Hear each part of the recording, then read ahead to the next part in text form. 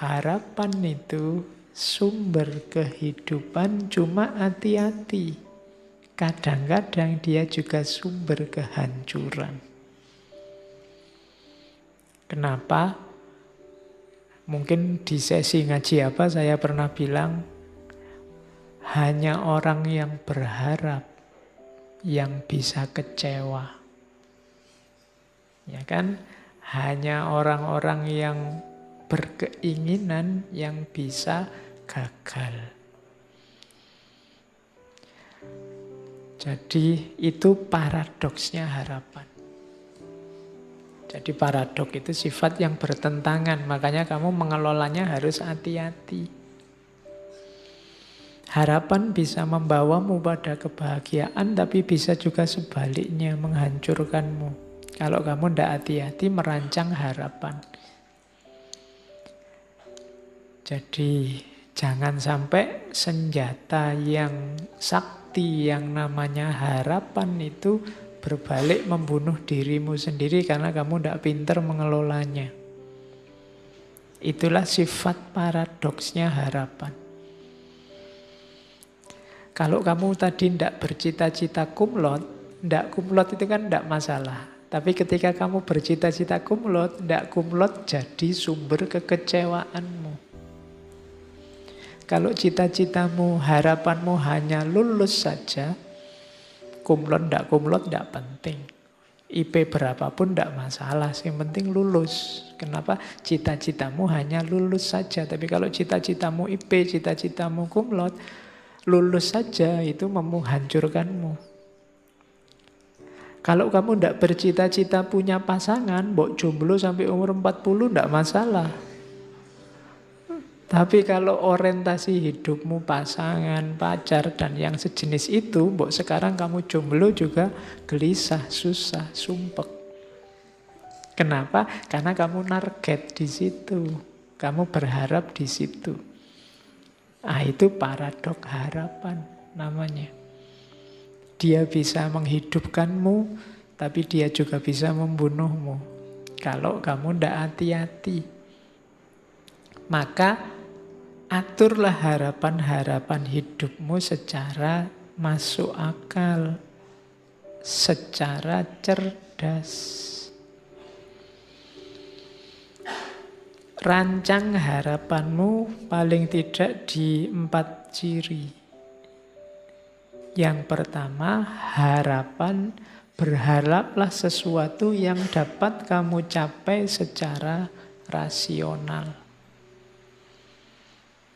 Jadi secara rasional itu berharap yang masuk akal saja. Kalau kamu sudah semester 14, targetnya sudah nggak usah mikir kumlot-kumlot, yang penting lulus. Itu yang rasional. Nah, ya, kalau enggak nanti hancur hidupmu, gitu loh. Jadi berharaplah yang rasional-rasional saja, yang terjangkau. Yang kedua, yang dapat kamu kontrol. Pancanglah harapan-harapan yang bisa kamu kendalikan, kamu tempuh. Itu loh. Misalnya kamu sadar bahwa suaraku itu jelek kok Pak. Tapi saya cita-citanya penyanyi. Nah, itu kan agak berat perjuanganmu kalau sampai ke sana. Jadi salah kamu mungkin milih harapannya. Kalau pencipta lagu tidak apa-apa, kalau penyanyi susah karena hubungannya sama suara. Nah itu harapan yang tidak bisa kamu kontrol itu agak susah. Misalnya kayak saya tingginya paling 150-an. Saya ingin cita-citanya jadi foto model yang tingginya minimal 180. Itu kan nggak masuk. Jadi yang bisa kamu kontrol. Jangan berharap yang tidak bisa kamu kontrol, karena kalau tidak, harapan akan membunuhmu. Terus, berharaplah yang menurutmu penting. Kalau ini ya benar bunuh diri, kalau kamu tidak penting kok kamu harapkan. Ya, wong kamu tidak minat, kok kamu masuk ke situ. Nah, itu agak bunuh diri. Jadi berharap hal-hal yang penting-penting saja. yang cocok sama passionmu. Jangan berharap yang bukan dirimu. Karena kamu akan kesulitan mewujudkannya dan akibatnya kamu kecewa. Yang penting menurutmu apa? Bukan yang penting menurut orang lain. Karena kalau tidak nanti kamu kesulitan mewujudkannya. Setiap orang punya gaya dan model sendiri-sendiri. Yang keempat, ini juga penting. Kalau tadi kan penting menurutmu. Berharaplah sesuatu yang bisa diterima oleh masyarakatmu dan cocok dengan nilai-nilai yang ada di tengah masyarakat, nilai-nilai moralnya. Ini menentukan juga, karena kalau targetmu ternyata tidak cocok dengan masyarakatmu, kamu bisa kesulitan juga. Nanti harapanmu bisa membunuhmu. Ya macam-macam tidak cocok itu. Mungkin tidak cocok sama kultur sana, mungkin tidak cocok sama nilai-nilai yang ada di sana.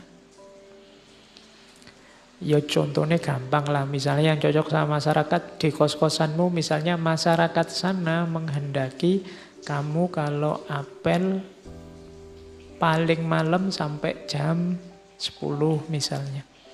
Ah itu ya kamu jangan berharap lebih. Saya ingin ijtihad berlawanan dengan masyarakat, pokoknya apel itu ya paling tidak jam 12 lah, jam 10 belum dapat apa-apa. Misalnya, oh itu kamu akan kesulitan benar. Mungkin kamu punya argumen, punya dasar, punya dalil. Lo gimana Pak, saya sholat isya-nya sekarang selesainya paling jam 8. Nanti kos saya sama tempat apelnya jauh, bisa sampai jam 9. Kalau jam 10 harus pulang, ya belum ngapa-ngapain kita, baru say hello misalnya. Nah itu kan argumenmu, tapi masyarakatmu tidak bisa. Kamu kasih argumen itu, mereka punya tata nilai sendiri. Nah, harapanmu kalau tabrakan dengan maunya masyarakat, kamu akan susah juga. Hasilnya kesengsaraan juga. Maka rancanglah harapanmu di 4 ciri ini. Rasional, bisa kamu kontrol, yang penting-penting. Yang penting-penting ini juga menurut saya harus digarisbawahi. Tidak harus segala hal kamu patok harapan. Yang tidak penting-penting tidak masalah. Ada kan hal-hal kecil yang tidak tercapai juga tidak masalah, tidak apa-apa. Wong itu tidak penting meskipun kamu berharap. Kayak kamu kayak kamu main game HP itu kan asik. Kamu berharap menang, tapi kok ya kalah terus ya tidak apa-apa. Wong cuma game aja loh. Kenapa? Tidak penting. Kamu tidak harus sedih, nggak harus marah, nggak harus nendang-nendang pintu karena kalah game. Oh, tidak apa-apa, wong cuma permainan. Itu namanya kamu ngerti prioritas. Mana yang penting, mana tidak penting. Ya semuanya kamu harapkan. Misalnya teh ini. Ini kan kamu berharap teh ini segarnya luar biasa. Begitu diminum misalnya.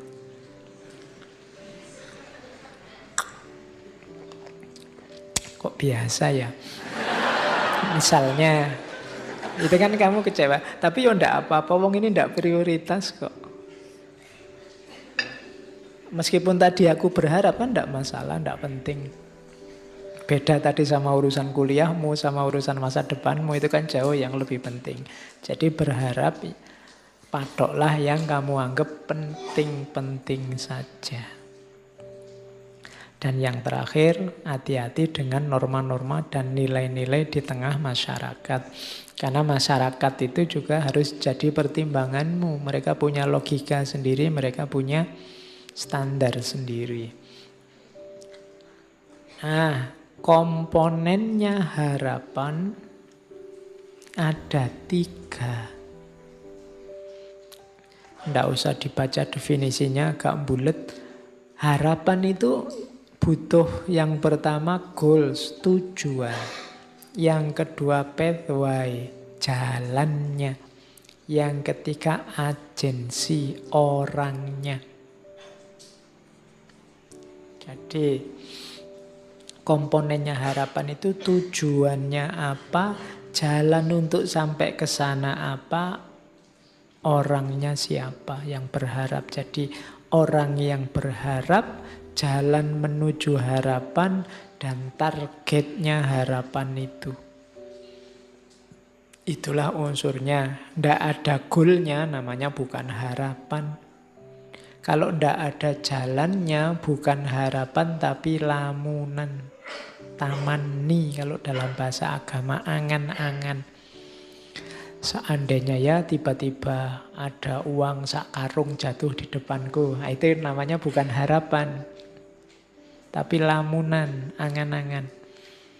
Seandainya ya tiba-tiba ada artis Korea datang padaku menyatakan I love you, nah itu lamunan. Kenapa lamunan? Pathway-nya ndak ada. Jalan yang bisa nyambung dirimu dengan tujuan itu ndak ada. Wong kamu bahasa Korea ya ndak bisa, duit untuk jalan-jalan ke Korea juga ndak bisa, nonton show-nya Korea juga ndak punya uang. Jalannya ndak ada, untuk ketemu ndak ada.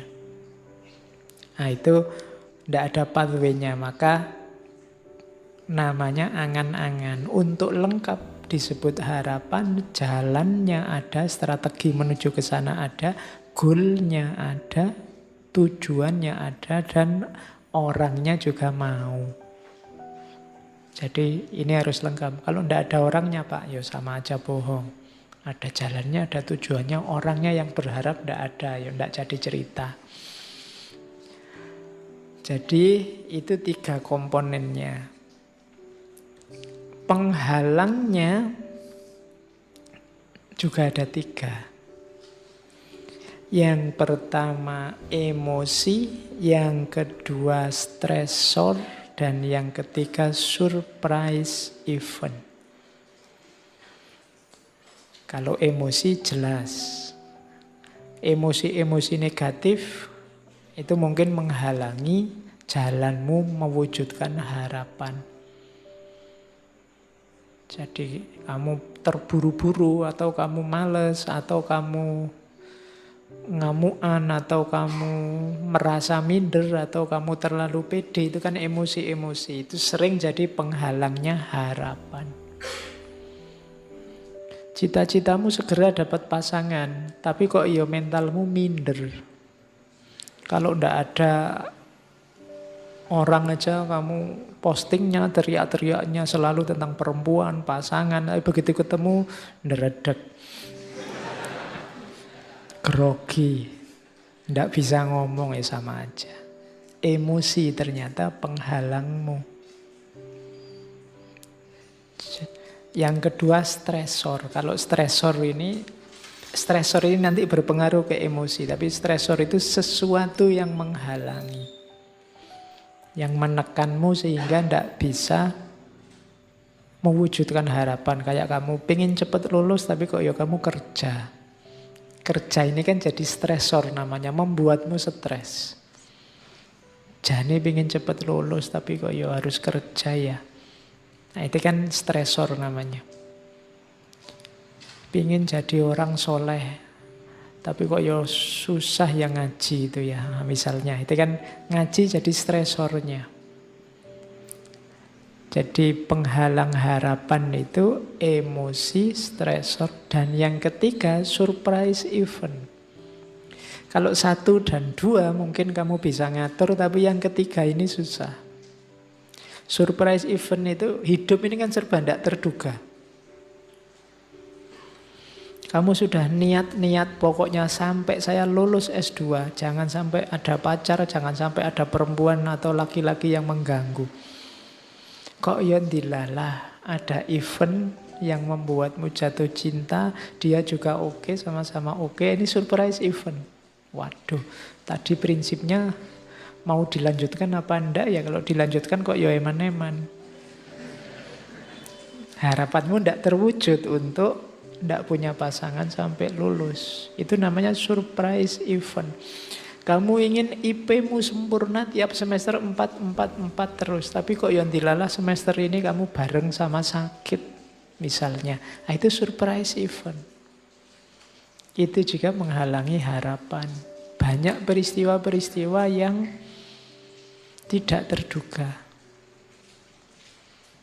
Jadi ya kayak kamu mau berangkat kuliah itu loh. Sudah kamu niati berangkat pagi-pagi, kok yon dilalah naik bis transnya mogok misalnya. Jadi kalau ditanya dosen mogok Pak, mesti gitu. Itu trans mogok itu surprise event. Jadi peristiwa tidak terduga. Oke. Ya nanti kalau kamu nulis surat izin ke dosenmu itu, mohon maaf saya tidak bisa masuk hari ini Pak karena ada surprise event. Jadi ada peristiwa tak terduga yang membuat saya tidak bisa masuk kelas. Nah, ya, karena hidup itu kan tidak semulus rencana kita. Kita maunya ke sana ada surprise event. Kamu nembak dia malah yang kena temennya misalnya. Itu kan surprise event. Jadi itu penghalang harapan. Kayak kamu dulu mungkin zaman SMA terus mau kuliah, kamu membayangkan, wah besok kalau saya di Jogja mau jadi mahasiswa yang soleh, tiap hari ke masjid, nanti apalan ini, tahajud, rajin, ngaji. Begitu jadi mahasiswa, lupa semua. Kenapa? Banyak surprise event, Pak. Jadi banyak peristiwa tak terduga yang semakin jauh dari cita-cita. Oke. Ya sama kan saya sering mengilustrasikan kamu waktu kecil dulu waktu ditanya cita-citanya apa? Jadi dokter, jadi pilot, jadi guru gitu kan. Lurus tapi kan peristiwa macam-macam. Banyak surprise event sekarang kamu tidak bisa jawab lagi kamu ingin jadi apa. Ya. Masa tetap ingin jadi dokter wong ya kuliah di Usuluddin misalnya. Kan tidak bisa, kenapa? Peristiwanya sudah ganti. Ya masa Usuluddin dokter, dukun mungkin bisa. Oke, terus. Nah, kalau ini proses namanya lost hope, hilangnya harapan, itu sebenarnya ada prosesnya. Ketika harapanmu masih penuh, itu masih motivated, masih full. Terus muncul halangan, muncul hambatan-hambatan dari emosimu, dari stresor, dari surprise event, sampai kamu sadar, wah susah aku mewujudkan harapan ini. Lahir fase kedua namanya rage. Rage itu kemarahan. Aku kok tidak lulus ya semester ini, aku kok jomblo terus ya, kemarahan. Marah ini kalau terus-terusan nanti lahir despair. Despair ini semacam hilang kadang-kadang diterjemahkan putus asa. Jadi ini sebenarnya bukan kok tujuannya tidak tercapai, tapi agennya sudah menyerah. Bukan berarti dia tidak percaya sama tujuannya, dia tidak percaya sama dirinya, itu namanya despair. Jadi yang pertama hope, turun sedikit jadi rage, turun lagi jadi despair. Orang biasanya frustasi itu despair. Kok tidak kena-kena ya tujuannya, lama-lama dia tidak yakin kalau dia bisa. Sudahlah tidak mungkin aku lulus misalnya, itu despair. Nah, despair itu bisa nyampe lebih bawah namanya apati. Kalau apati itu tujuannya juga sudah hilang dan dia tidak yakin tujuan itu tujuan yang bisa dicapai. Itu namanya apati. Tidak mungkin ada orang yang bisa lulus. Nah itu namanya apati. Jadi kalau apati itu dia sudah tidak percaya sama tujuannya, tidak percaya sama dirinya. Itu namanya sudah apatis. Tidak mungkin lah Pak, saya bisa jadi orang soleh, jadi orang alim, wong saya koyong ini misalnya. Itu sudah apatis. Tapi kalau despair itu, saya ingin sebenarnya Pak jadi orang soleh, tapi ya apa mungkin saya bisa. Itu despair. Kalau rage itu, saya ingin jadi orang soleh, tapi kok ya sulitnya, banyak sekali halangannya Pak. Itu rage, mengeluh. Yang paling atas, motivated itu, saya pasti bisa jadi orang soleh. Sekarang sih belum Pak, ya kira-kira 20 tahun lagi lah Pak. Nah itu motivated namanya. Tidak apa-apa jauh, tapi kan masih semangat. Nah jadi itu proses dari berharap sampai apatis, sampai putus asa. Kalau di agama kan bahkan sampai level despair ada jangan, putus asa saja jangan. Putus asa itu kan kamu tidak percaya bahwa dirimu bisa mencapai tujuan itu. Kalau apatis dia sudah skeptis sama tujuannya. Apa ya mungkin tujuan semacam itu sudah apatis. Jadi agama bahkan yang paling bawah aja, yang nomor 3 itu saja sudah jangan.